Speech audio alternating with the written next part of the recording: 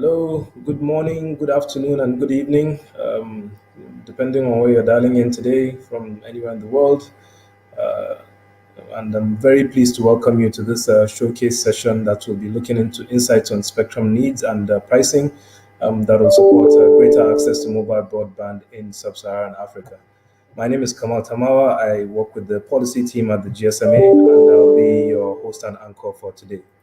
We have a great lineup of speakers that will be touching on some very, very important topics that are related to providing insights into how we can gain greater access to mobile broadband in sub-Saharan Africa. Stefan Zelle from Koliago Consulting is going to be presenting on a bit of research that we partnered on with regards to demand for additional INT spectrum and estimating the mid-band spectrum needs. My colleague Louise is going to be providing some insights from within the GSMA, and Paul will also be sharing some thoughts on spectrum pricing. And then at the end of the session, and at the end of the three presentations, we will have a Q&A session where we'll be expecting your participation as well in this session.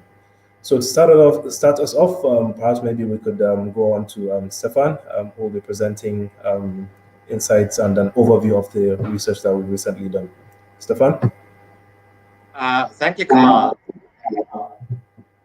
I'll be presenting the highlights from a study we carried out on IMT spectrum demand in the 2025 to 2030 timeframe.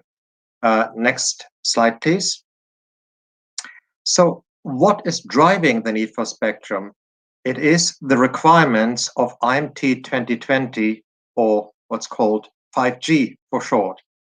And to put it quite clearly, IMT 2020 is expected to provide a user experience matching as far as possible that of fixed networks.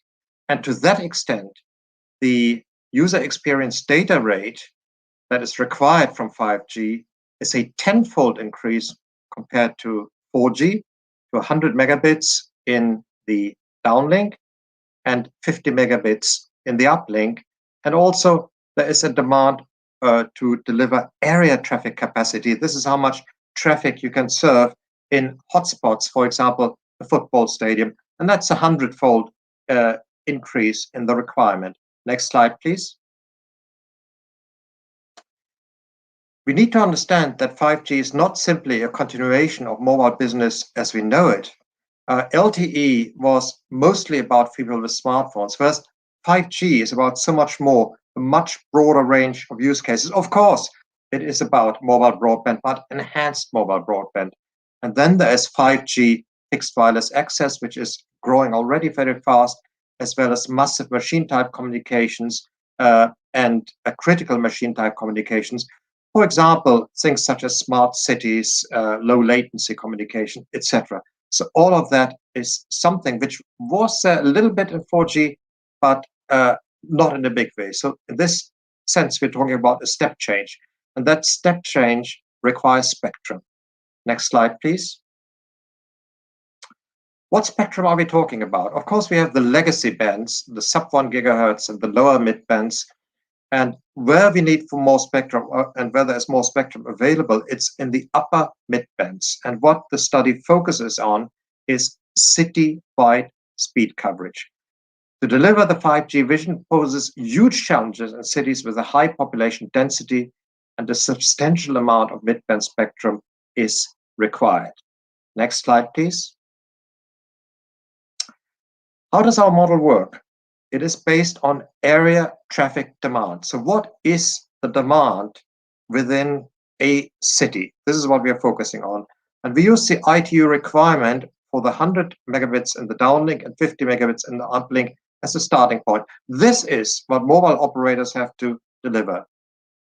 We use population density as a proxy because, after all, where people are, you of course find smartphone use, but you find also all the other use cases. So population density is a pretty good proxy, but not everybody will be demanding in the same minute, in the same cell, the 100 megabits. So we have an activity factor, which represents the concurrent demand from human users as well as non-human users.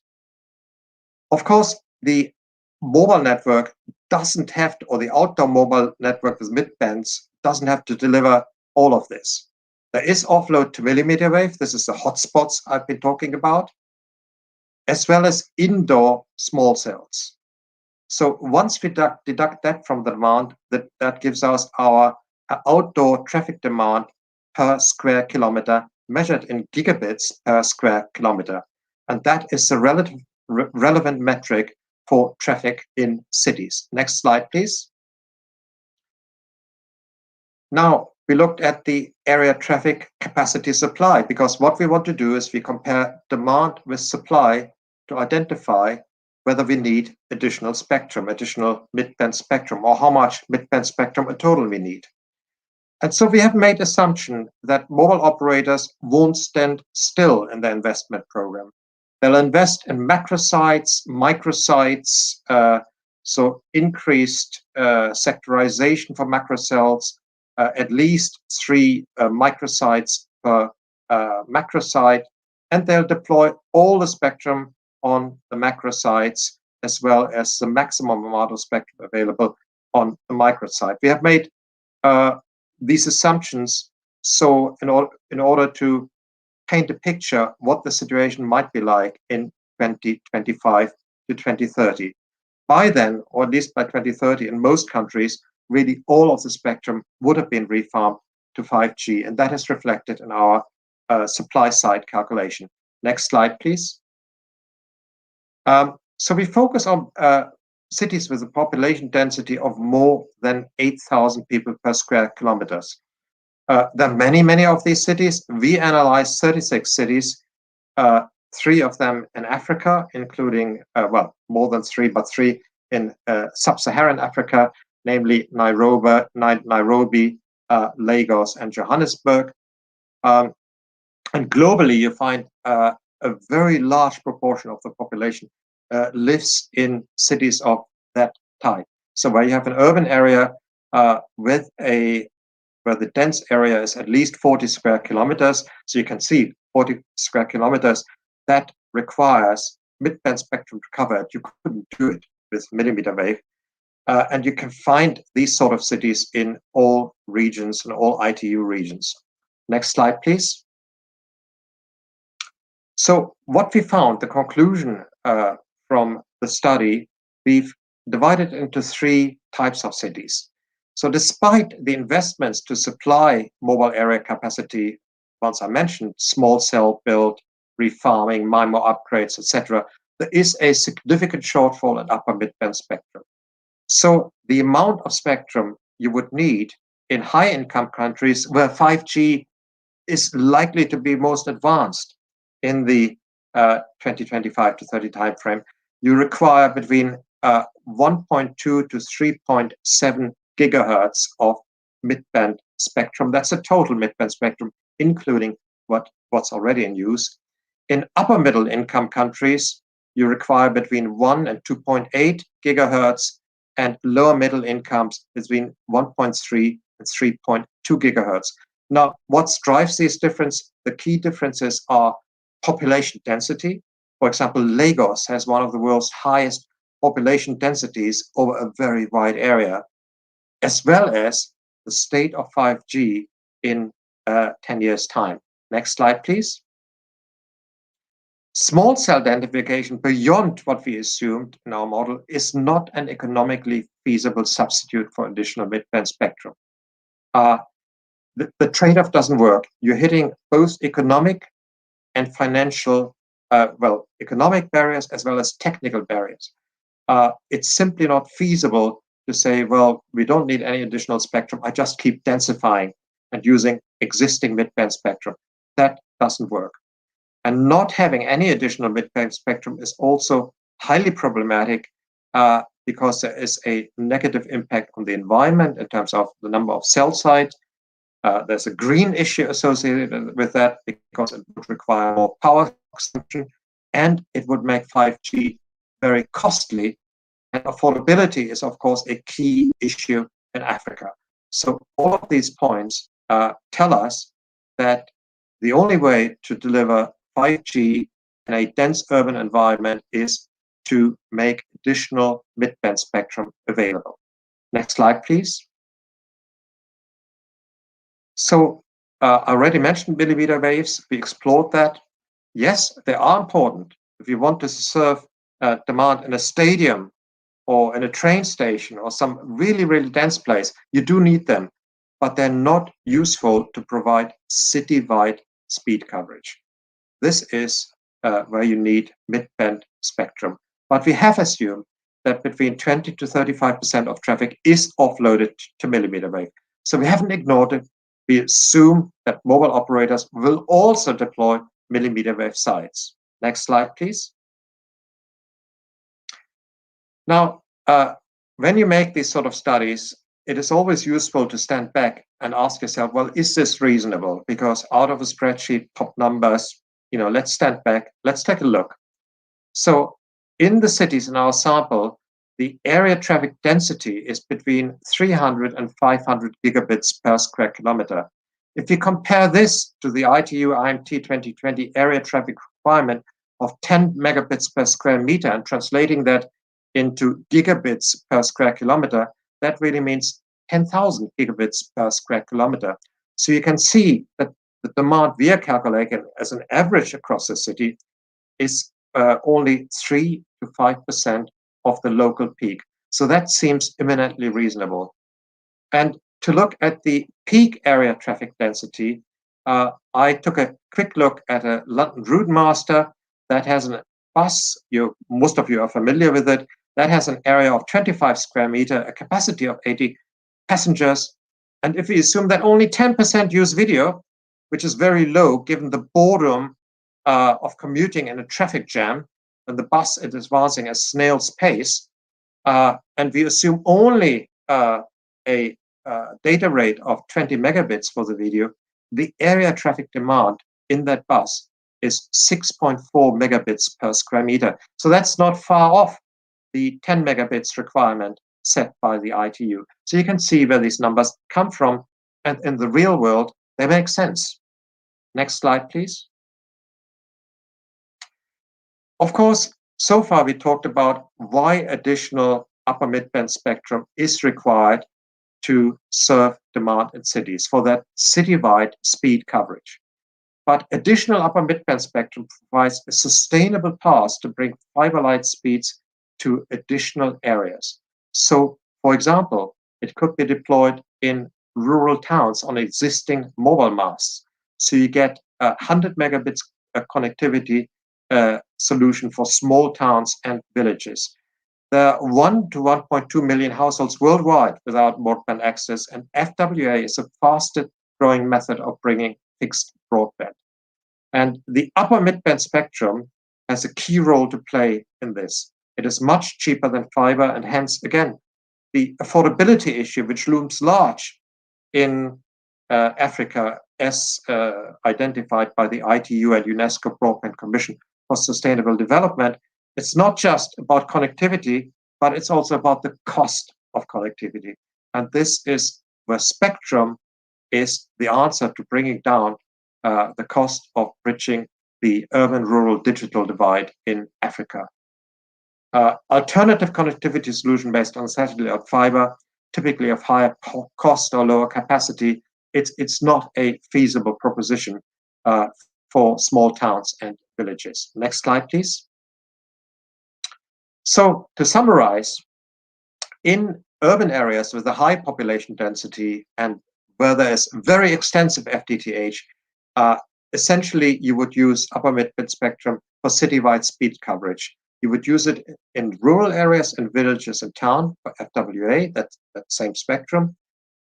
If you look at countries with sparse fixed infrastructure, most African countries are in this category, it is likely that you will need the additional spectrum for citywide speed coverage, that's mobile use, as well as FWA, notably perhaps in the maybe not in the central part of the city, but there's the suburban areas. And of course, as I mentioned, in villages and rural small towns across Africa, additional upper mid-band spectrum would be a solution which closes the digital divide in Africa. So Without 1.2 to 3 gigahertz of additional mid-band spectrum, the urban-rural digital divide may widen rather than narrow. And that is my closing slide. Back to you, Kamal.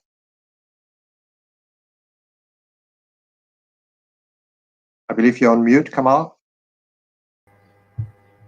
Thank you very much, Stefan. And indeed, I was on mute. Very great insights from the piece of research that you've just undertaken. And I think the final comment on your last slide, is really apt.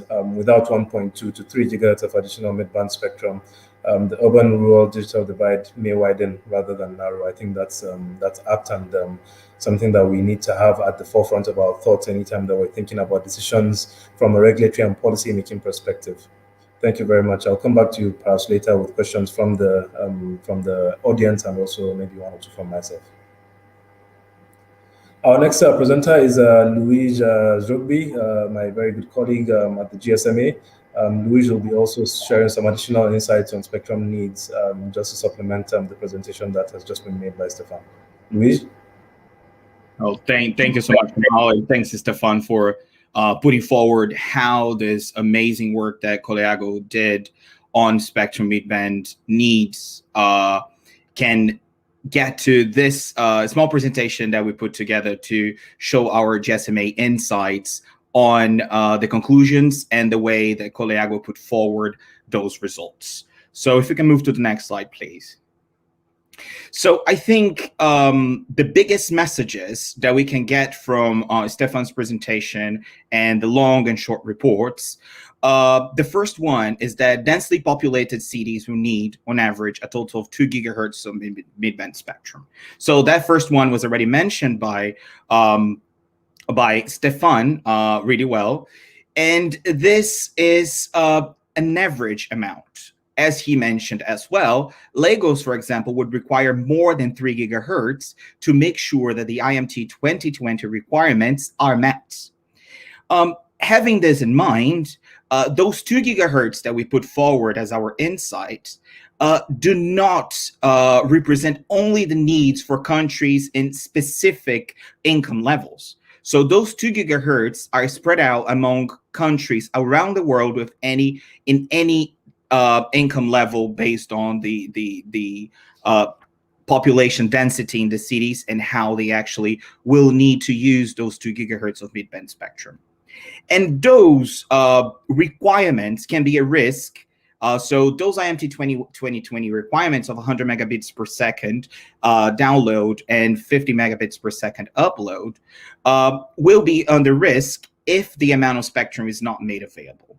And there is a really interesting work done by Coleago that was also mentioned by Stefan that analyzes the possibility of having more base stations instead of the amount of spectrum that we say is needed. The first message there is the analysis is really clear about the amount of base stations that would be required. So that could be 3 to 5 times more within having a deficit of 800 to 1,000 megahertz. But also one big important message is that this is most of the time not possible because of the intrasite distance going even lower than the possible intrasite distance, and therefore having interferences that cannot be solved if the amount of spectrum is not available. But in the case, whenever the amount of spectrum can be substituted by 3 to 5 times more base stations, there is an impact generating more carbon and a carbon footprint that is 1.8 to 2.9 times higher without the sufficient spectrum. So this is energy consumption that can come to up to 3 times more if we add the amount of base stations that would be required, 5 times more base stations that would be required to substitute this 1,000 megahertz of spectrum. But it doesn't stop there, because we're not just talking about every city in every type or every split of income, but we're also talking about other areas around the country. They are not as densely populated as the cities that we analyze there. So we're talking about affordable fixed wireless access, and it really is related to the sub-Saharan African region, because where there's no large fiber footprint in countries, fixed wireless access, especially in mid-bands, will be able to provide citywide coverage. And that means 3.5 to 6 times more homes can have 5G FWA with mid-bands. And that also means that it will be cheaper to achieve, and it will have more people connected to fiber-like speeds. Another and last comment is that during WRC 23, and it's approaching soon, there is a possibility of having more bands identified for IMT. And in the case of Africa and the region 1, there is also a possibility of mobile allocation in part of the 3.5 gigahertz bands. So this is a message to say that 2023 WRC is an opportunity to grow the amount of spectrum that is and probably is available within the timing this work puts forward, that is up to 2030. If we can move to the next slide, please. And this is just a summary of where we are now. So the work, the report analyzes having all the spectrum in 5G. So technology neutrality, upgrades in 5G. Most of the spectrum is already available now and can be soon. And there are bands that are the 5G prime bands, such as the 3.5 gigahertz range. We show here the lower and the upper part of 3.5 gigahertz range, the 4.8 gigahertz, lower and upper 6 gigahertz. The upper mid-band spectrum is what is on the table right now as an opportunity, and a bigger opportunity for countries that haven't had yet the opportunity to put those forward. The discussions on the lower 3.5 gigahertz have started a long time ago, and this band is already under discussion. But we cannot forget about the upper part of 3.5 gigahertz that goes up to 4.2. We cannot forget about the opportunity that was brought by WRC 15, WRC 20, WRC 15, 19, and also back in 2023 on the 4.8 gigahertz range. And the big discussion that is happening right now around 6 gigahertz, making sure that at least the upper part of 6 gigahertz is available for 5G. If you move to the next slide, please.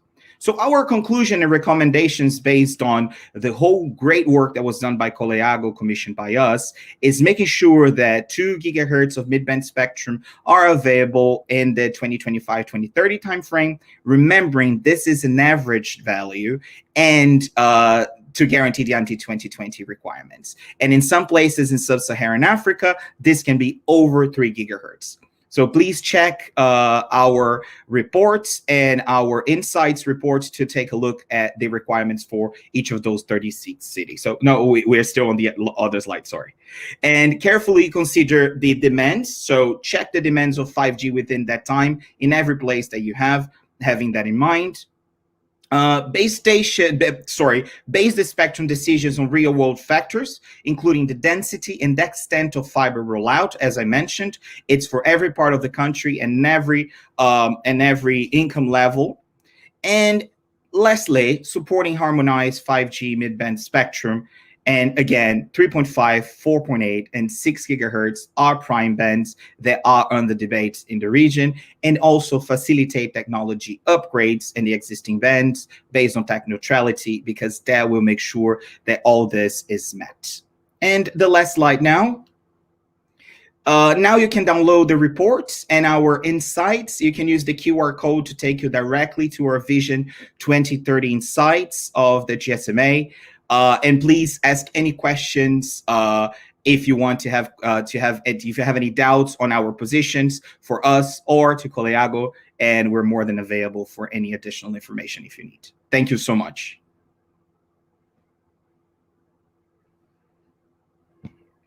You are on mute. Come on. Yes, now unmuted. Thank you very much, Luis, for those insights. I'll come back to you with a couple of questions around some of the bands that you mentioned and how to make them available. But thank you very much for sharing your thoughts. Our next presenter is Pao. Pao is one of the great minds we have within GSMA Intelligence. As everybody knows, we do quite a lot of research and crunch out a lot of numbers. And fortunately for us, we have people like Pao on the team to help in making a lot of research that we produce based on real life and accurate and correct data. Obviously, spectrum pricing is a very, very important topic anytime spectrum is being discussed. The decisions that we take around what kind of prices, what kind of fees we collect on spectrum always go a great way in how efficient and how productive the use of that spectrum is. Pao is going to be sharing some thoughts on the bit of research that we did most recently on the subject of spectrum pricing. Pao? Thank you, Kamal, for the kind introduction. It's a pleasure to be here today to present this recent study. So to give you a bit of context, over the last years, the GSMA has developed a program of economic research to analyze how spectrum assignment policies and prices in particular can impact mobile markets and consumers across the world. And as part of that, one thing that we realized is that there was a persistent evidence gap when it came to the impact of spectrum assignment policies in Africa. And this is exactly and precisely the evidence gap that we address with this study that I'll be presenting today. Next slide, please. So in this study, we assembled the largest ever spectrum database in Africa. And in particular, we gathered unique data on licensed spectrum between 2010 and 2019 for about 50 African markets.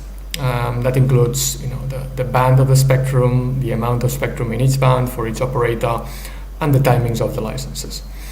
And for these 50 African markets, we compared all those assignments to those of 80 other global markets for benchmarking. When it comes to spectrum costs, to spectrum prices, we had a smaller sample of about 30 African markets, but still sufficient to make a comparison. We did then compare that again to the global markets for benchmarking.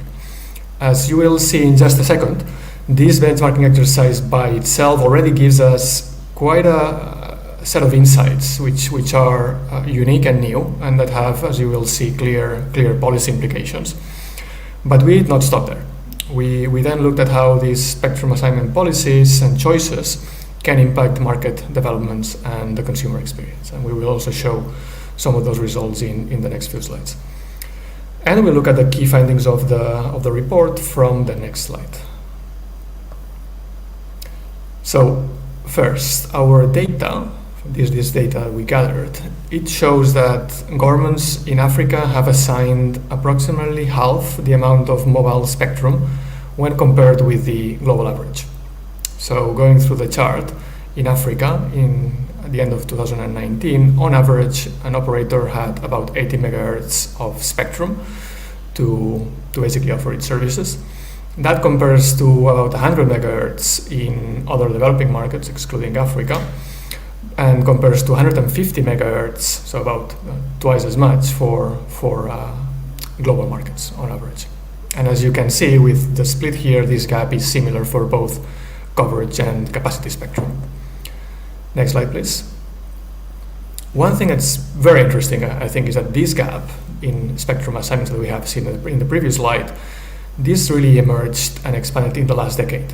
So if we look at 2010, the blue line, the solid blue line, and the dotted blue line, they are very similar. The solid line is the average in Africa, the dotted blue line is the global average.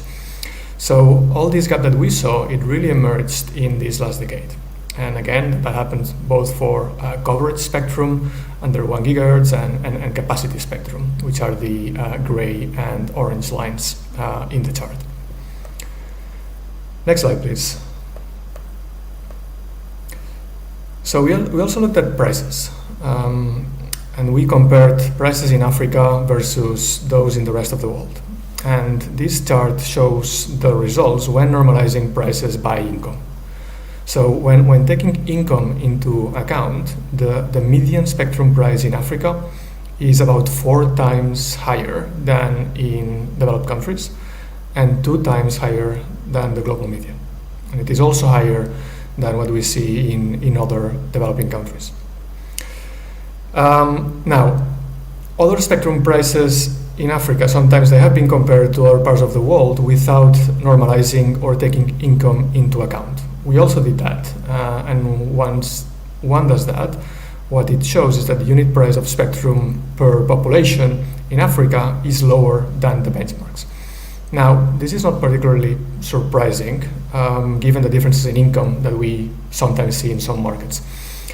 But when one is looking at spectrum prices and is trying to understand the effect of that when it comes to questions like investment and affordability, it is important to control by income, and that's what we did. And my view, and I think it's general consensus, is that in order to produce meaningful benchmarks, one needs to make this normalization, otherwise one is comparing apples with pears. Next slide, please. Another key finding on spectrum prices is when it comes to the question of outliers. And what we see there is that we find that from all assignments globally that we analyzed, about half of the extreme prices actually materialized in the continent. It's important because extreme spectrum prices, they tend to be driven mostly by spectrum policy or spectrum assignment designs or choices. Very, very rarely we do see demand for spectrum leading to such high spectrum prices. So this highlights how some spectrum assignments in some countries, some government decisions in some other countries, not in all countries, but in some of them, as we can see in this chart, have driven prices up. So number of policies that have caused that, including scarcity, including high reserve prices, as well as others. Let's move on to the next slide. So after having done this initial, or painting this picture, which presents the situation in Africa and compares it to other parts of the world when it comes to spectrum assignments, including prices, what we then did, in addition to that, is to try to analyze or understand what is the impact of these spectrum policy choices. And what we find is that there are some clear correlations. So they might have consequences. So here, and in the report as well, we correlate spectrum amounts on the horizontal axis with first population coverage. And we find that markets with more spectrum actually have higher coverage. Markets that have also more spectrum have faster network download speeds.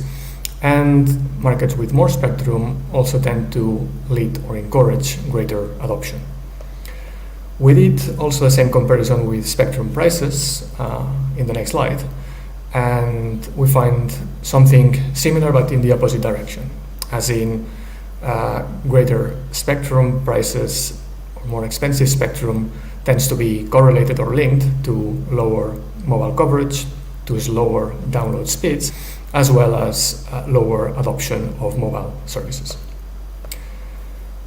Let's move on to the last slide, where I'll try to wrap up some of the overall conclusions. So the analysis that we have in this report is purely empirical, but as you will have seen, one can derive some policy lessons or some considerations. In the first place, it is clear that governments in Africa should release more spectrum where possible, because this will help expand capacity, expand coverage, and encourage adoption. And this is especially necessary in the current context of growing consumer demand for data services and new technologies. Secondly, concerns the timings. So to realize the full potential of mobile services, authorities should license spectrum timely, and that covers both coverage and capacity spectrum. We do have still some of the 3G bands in some countries to be made fully available in some countries in the region. Now the focus is on 4G bands, and it will continue to be so this year and probably next year. Some countries are still not fully assigning the spectrum that they should. And obviously the focus on 5G will come pretty shortly. It's already happening in some markets, and then again the timings of these releases are going to be crucial for the benefit and interest of consumers. Finally, there's a question of prices. So as we show in the study, high spectrum prices can be detrimental for consumers.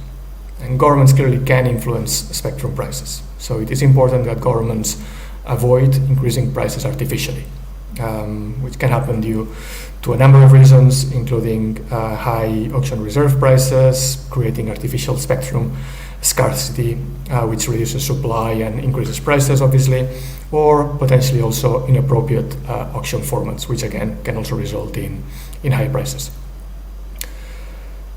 Next slide, please. And that's all I wanted to cover very briefly today. The report I mentioned is available for download on the GSMA website, and you can find all these analyses and a lot more in there. Thank you very much. Thank you very much, Paul. Again, great insights, and it was really interesting. I've seen that chart once or twice, obviously, but every time I see it, the one that shows, how Africa has gotten behind over the last decade in terms of the amount of spectrum, it still bugs my mind, and it will be interesting to see how Africa basically recognizes that there's an issue there, and then what kind of work we put together to make sure that that gap is bridged. Thank you very much. I'll come back to you maybe with one or two questions, possibly from the audience as well. Yes, now the Q&A session is open. Please do feel free to post in your questions. I have one here already, which I could probably address to Stefan. It's related to the presentation that you made earlier. I think you highlighted in the research that you've done, and also the amount of spectrum that was needed in all of those cities. Somebody picked up on the fact that there's this perception, obviously, and I think Paul's presentation also highlighted that there is a lot of spectrum that is allocated but not yet assigned in quite a number of countries. And did your research consider, that context? Yes. It's great that Paul pointed this out, that on average, Africa is way behind in assigning spectrum that's available elsewhere. And in seminars with regulators in Africa, I asked them always one simple question. What is the natural resource that is equally available to all countries? Is it diamonds? Is it oil? Is it lumber? And the answer is no, it's spectrum. And yet the continent that needs the spectrum the most to provide connectivity uses that resource the least. What we have assumed in our study is that regulators in African countries finally recognize this and make all the spectrum available. So in fact, our study assumes on the supply side that they catch up with developed countries and assign all the spectrum. But on top of that, additional mid-band spectrum is required. So we have taken an optimistic view on the supply side.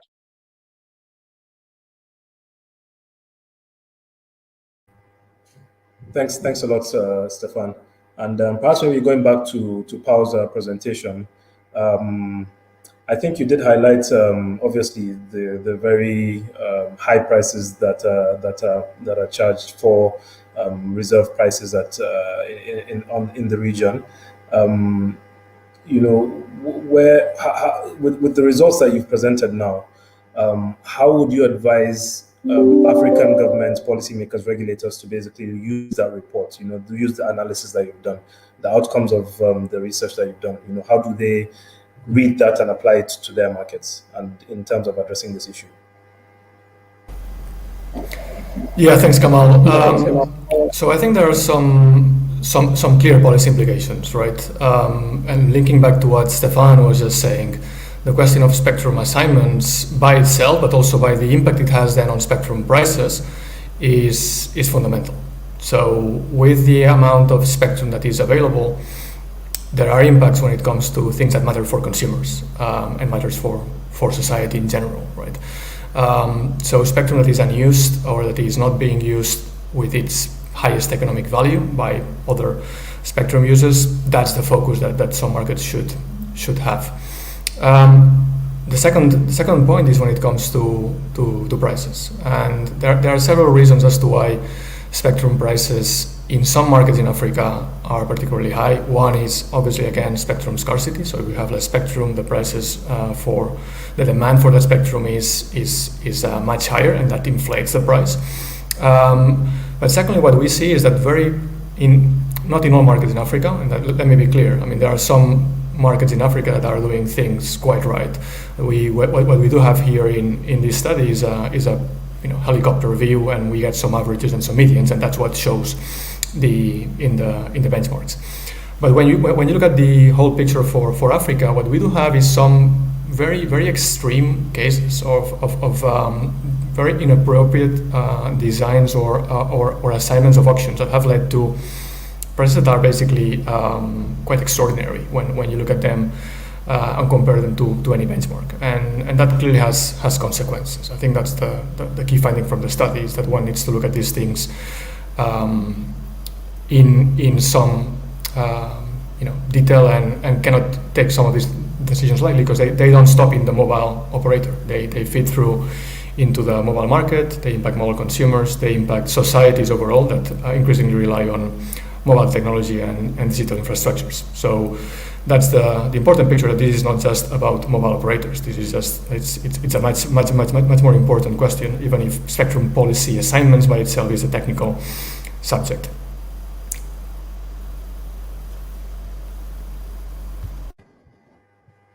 Thanks, Paul. And I know that Stefan and Koliago have done quite a bit of work as well on spectrum pricing. You want to add anything to Paul's comments? Yes, I think the key driver for these high spectrum prices is that in African countries, the tax base is very low, and somehow countries need to raise revenue for schools, hospital, etc. So they're using spectrum fees. But this is actually a very, very inefficient way of raising revenue for governments. There are other ways of doing that. And it would be much better if the spectrum fees, which are in effect a tax on the supply side of mobile communications, if they became back in line with the norm, and this would help the development of mobile broadband in Africa, and ultimately deliver higher tax revenue to governments. Thanks. That's a great feedback, and I mean, great point that you highlight. I think there's always that attraction, with the very high prices that are usually a charge for spectrum, and unfortunately, that also sort of clouds the perception or the actual fact that if indeed that spectrum was used as a way to stimulate the economic fabric of the country, there actually is greater benefit to be attained rather than that short-term benefit from immediately assigning spectrum. Stefan, whilst I still have your attention, there was a question regarding the availability of 6 gigahertz, and I know you touched on that quite a lot in your presentation. So obviously, I think you'd be best suited to answer that. Basically, it's around the availability of 6 gigahertz and also Africa's need for fixed wireless access. With the fact that the availability of the 6 gigahertz band is still in the balance at the moment, do you think it's best to deploy fixed wireless in existing IMT bands, or wait it out until that 6 gigahertz is available, or strike some sort of balance? What are your thoughts? For Africa, I think the decision has been made. I think there was an indication that the ITU has a preference that the lower 500 megahertz of the 6 gigahertz band is to be used for RLAN, or unlicensed Wi-Fi, which aligns it to the decision by the European Union, and that roughly doubles the spectrum for Wi-Fi. But of course, assigning spectrum for unlicensed Wi-Fi use only makes sense if you have got the connectivity to the network. What is the point of very wide, fast Wi-Fi speeds when there's nothing to connect it to? Let's face it, in Africa, fiber to the home or business premises is very, very rare. So using Wi-Fi then to distribute the signal around the premises, assigning more spectrum to that, is not a very useful use of resources. It is better to use the spectrum as an excess spectrum. So in cities or citywide speed coverage, in rural small towns and villages for 5G FWA. Thank you very much, Stefan. Luis, your presentation also touched a bit on the mid-band spectrum, and you also made quite a number of very good recommendations.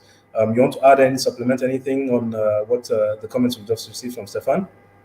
Yes, Kamal. Thank you so much. I think the additional comment from the great point that Stefan put forward on the 6 gigahertz is that the study considers that we need 2 and sometimes up to 3.6 gigahertz of spectrum in mid bands. And without the 6 gigahertz range, that will not be possible to be achieved. And then we will not be able to fulfill the IMT 2020 requirements, not just whenever it comes to highly dense cities, whenever we talk about a lot of population, but whenever we get to FWA, we're saying that more spectrum will cover more homes, so up to 6 times more homes. And that means it's less costly compared to whenever there is availability of fiber, and that's not the case of the region. So whenever we talk about Wi-Fi, as Stefan mentioned, it is a different type of service that will be provided, and it requires a really high fiber footprint that's not the case in the region. So planning. So I think another comment is that we're not just talking about 6 gigahertz here. We're talking about the availability of the full midband range, and the study is thinking about 2030. So if you think about 2030 as a goal to have all that available, first we need technology neutrality for the bands that we have now. And then we need a roadmap that considers all those bands that we mentioned, so 3.5 and 6 gigahertz included. And that roadmap should consider how those bands will be cleaned up in the case of the bands that need it, and the low prices that Pao mentioned. And I think specifically, there is no way we can achieve everything that is needed without all those bands considered. And also going into 2023 WRC, that this region considers the full upper part of 6 gigahertz as an agenda item for IMT identification that cannot be denied. So those are the comments that are, of course, really summarized how to get there. And having in mind, the country needs to take a look at what they have now, where they want to get, and what they have to do to get the best of 5G within this timing that we put forward of 2030.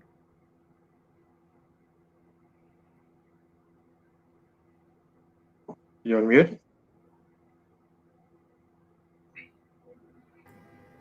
Thank you very much, Stefan, and thanks, Luis and Pao. Great insights we've received today regarding the needs, particularly in some of our denser cities around the world. Obviously, especially in view of the expectations that we have for the service delivery that 5G is going to bring to us. We've also, touched on the fact that there gets to a point where densification really no longer makes sense. That additional spectrum in the mid-band is going to be what's going to be very, very useful and key to making 5G a reality in the region. Luis shared some very key recommendations to policymakers in terms of how to go about making those spectrum bands in that range available. And then Paul also shared some very interesting research based on some of the largest benchmarking exercises that have been done in terms of spectrum assignments in the region. By my count, almost 50 countries, 79 countries globally, just to make sure that the outcomes of that research, is as accurate as possible. Obviously highlighting the fact that some of the highest prices in the world are charged in the region, and some of the most extreme ones as well. And also highlighting the need for policymakers and regulators to ensure that when they are viewing spectrum management from a policy-making or regulatory perspective, making sure that more spectrum is made available so that we can aim to bridge that availability gap is key. Assigning spectrum on time when it is needed, so that we avoid creating situations where there's artificial demand, is also going to be very key.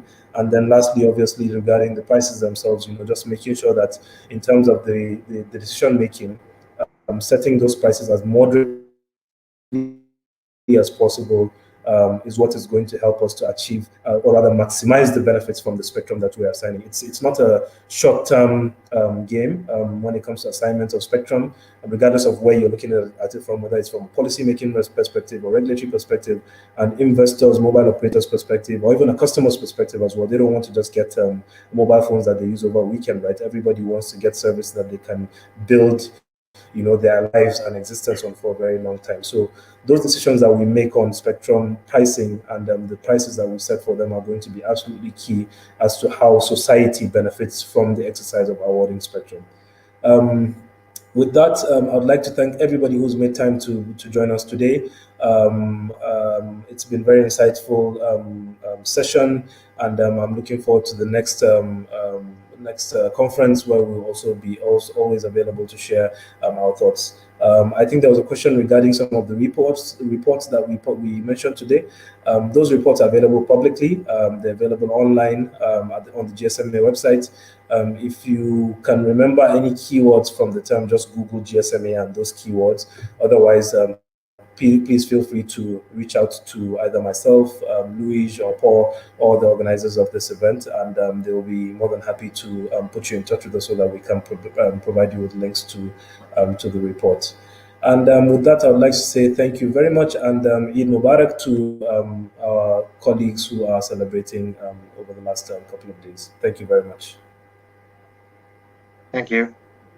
Thank you.